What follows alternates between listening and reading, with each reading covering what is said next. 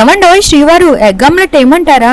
చెప్పండి శ్రీవారు, మీకు ఏ టైప్ ఎగ్ ఆమ్లెట్ కావాలి? అబ్బాయిలా బాయిల్ ఎగ్ ఆమ్లెటా, ఫ్లఫీ ఎగ్ ఆమ్లెటా, మసాలా ఎగ్ ఆమ్లెటా, కప్ ఎగ్ ఆమ్లెటా, ప్లెయిన్ ఎగ్ ఆమ్లెటా, ఓట్స్ ఎగ్ ఆమ్లెటా, ఇవన్నీ కాక వేరే ఏదైనా అడగండి అన్నాను. దాంతో షాక్ లో మా వారు ఈ మాత్రం దానికి నన్ను అడగాల, నీకు ఏదొస్తే అది చేసుకో అన్నారు.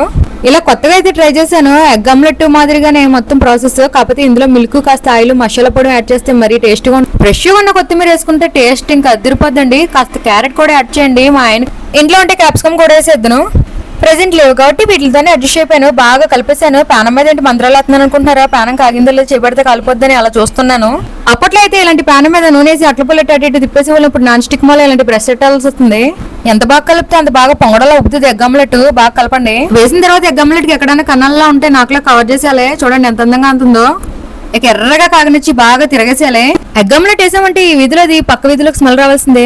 ఇది తిన్న వాళ్ళు ఎవరైనా వారే అనాల్సిందే. సబ్స్క్రైబ్ చేసి